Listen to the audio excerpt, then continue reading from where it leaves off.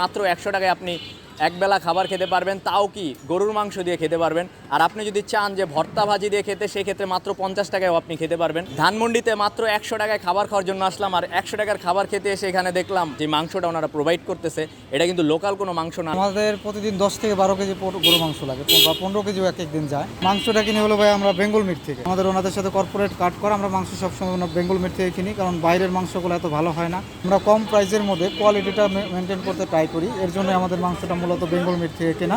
লোকালের থেকে আমাদের এখানে মাংসটা কিনতে গেলে কেজি প্রতি 100 টাকা থেকে 150 টাকা বেশি পড়ে, তাও আমরা বেঙ্গল মিট থেকে এই মাংসটা কিনি।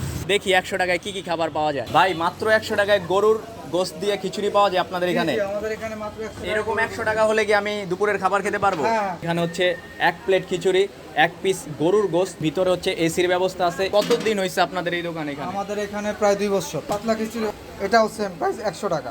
এটা হচ্ছে খান বাবুর্চি, ধানমন্ডি 9 স্কলার্স স্কুলের একদম পাশেই। এটা হচ্ছে নিউ ক্যাম্পাস, স্কলার্স স্কুলের একদম পাশেই আসলে পেয়ে যাবেন খান বাবুর্চি। সকাল 7টা থেকে রাত 12টা পর্যন্ত ওপেন থাকে।